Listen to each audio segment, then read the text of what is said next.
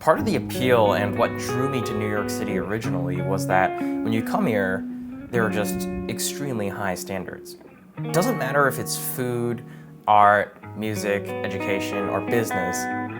The standards here are just sky high. And there's an incredible number of people who are experiencing incredible success and wealth, but just as many that are going through pain and suffering. And so I think most people understand the concept that pain and suffering often precedes success. If you're in a tough situation, then you're going to be really motivated to get out of that. But I think what less people realize is that once you do achieve the success, the pain doesn't necessarily go away. In fact, it often just takes another form. For example, instead of worrying now about making enough money to pay for the bills, instead what keeps you up at night is probably going to be the fear that the career that you've built for yourself might fall apart overnight. I had a conversation recently with one of my viewers who was working as a software engineer at one of the largest big tech companies in the world. I mean, the company that he worked at had $1 trillion market cap. And just to put things into perspective, there's only about 6 companies in the entire world with an over $1 trillion market cap. And so this guy had gone to one of the most elite computer science programs in the entire nation and was working what many people would consider a dream role. And yet, for over an hour, we talked, and he told me about how he was feeling deeply unsatisfied in his current role, and he felt like it wasn't a good fit and that it was very isolating, and how he just didn't enjoy his job. But that isn't even the crazy part, because at the end of our call, I asked him, what type of role are you looking to switch into? Or how are you thinking about next steps? And he told me, well, look, I think investment banking sounds really interesting, and so I want to pursue this path, but I just don't know much about the process. My channel is Passengers United. Oh, awesome. I'll check it out. What's your channel? That was the most random thing ever. That guy literally just started talking to me about his YouTube channel. But basically, I told him, look, I understand where you're coming from, I know how you feel, and I know you want to leave your job. But there's a 99% chance that moving to investment banking is not going to solve your problems, and in fact, you'll probably be even more miserable than you currently are, right? Because now, instead of working 40 hours a week, debugging code in your pajamas at home, and earning a sweet mid-6 figures comp package with equity upside, instead you're going to be sweating over decimal places for 80 hours a week in Excel, while your boss berates you in the office, and your end-of-year bonus isn't even guaranteed to be that large in the current M&A environment. But that got me thinking, because if this guy, who had achieved arguably what 99% of people would consider incredible career success, was unhappy and unsatisfied with his current role, then either one, he must be right and these big jobs are not all that they're chalked up to be, or two, despite his great success, he's unable to appreciate everything that he's got, or three, perhaps it's a combination of those two things. And so I slowly began to realize that this is the curse of high standards. Human nature is so incredible because it's natural for us to want to strive and push the boundaries of what we can do, and that drive is to thank for many of the science and technology innovations that we've seen over the course of human history. But at the same time, what's inherent in this drive to achieve more and to accomplish more is an inherent sense of dissatisfaction, right? Because if you were satisfied with the status quo, then why would you even want to try to design, to invent, to discover more, to accomplish more? And as I think back to my days as a student, when I was a sophomore, I thought that landing that coveted investment banking internship in New York would solve all of my problems. And then once I was graduated and working full-time as an investment banking analyst in New York, 90% of my analyst class all thought that getting a coveted private equity offer would mean that our life would be set.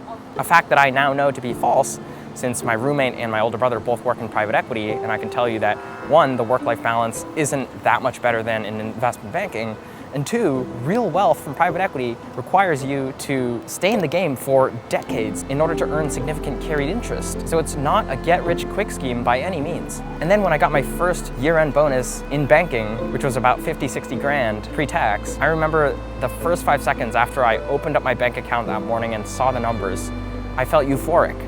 But immediately afterwards, I was already thinking about, when's the next year-end bonus going to come around now? That said, I am by no means saying that you should not be pursuing career success.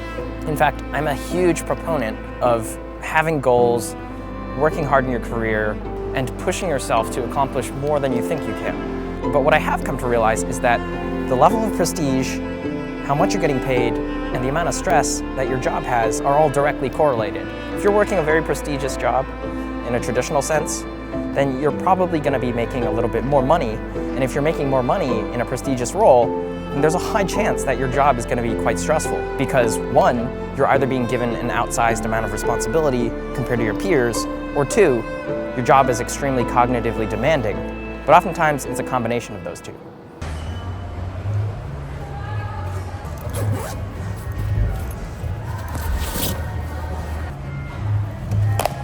And when you're working a stressful and very busy job, there's hardly ever any time to stop and appreciate things or to be mindful and present. If I think back to the most busy times of my life working in investment banking and management consulting, those were times where I would literally wake up at 7:30, drag myself to the office, and then work like a 15-hour day until midnight.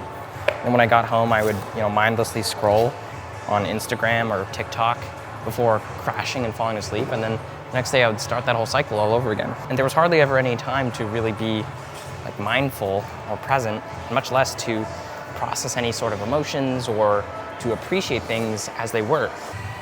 And so, recently, something that I've been trying to do is just try and appreciate the little things a little bit more in life.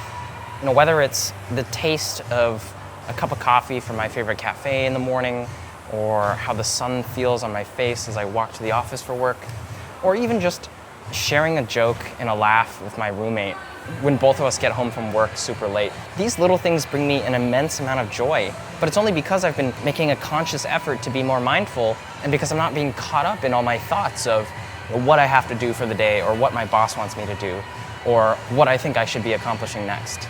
I know this isn't some revolutionary idea, of course I should be grateful for the things that I have, but recently I've been finding that I get really unhappy by things that are going on at work or in relationships or just in my life in general, even when things are going really well. And I think part of that is just being too caught up in thinking about what the next thing should be. I don't have the answers to the perfect career or even how to have the perfect life. I'm not some rich 20-something entrepreneur living in Dubai flexing Lamborghinis and bottle service at the club. I'm a normal guy who came from a middle-class family, went to public school, and worked hard in college, and also got a little bit lucky to get to where I am today. All I know is that life is too short to be constantly living in the future and daydreaming about the next thing.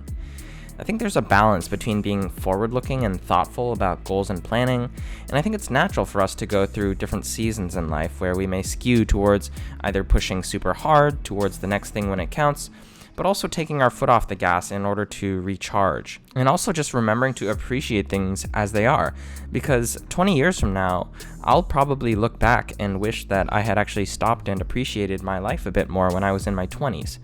Now I know this sounds cheesy, but if you had asked me my thoughts on this 2 to 3 years ago when I just graduated, I probably would have laughed at you and said something dumb about how rest is for weaklings. Hustle culture and the perception of the successful man who's working 24/7 and never needs rest is, in my view, just an immature way to view the world, and how you delude yourself into thinking you're okay even when your body and mind are telling you otherwise. It's good to grind, but it's also good to take a second and appreciate the present moment. Because we can always make more money, and we can always accomplish more, but we can't make more time, and once the current moment is over, you'll never get it back. Thanks for watching.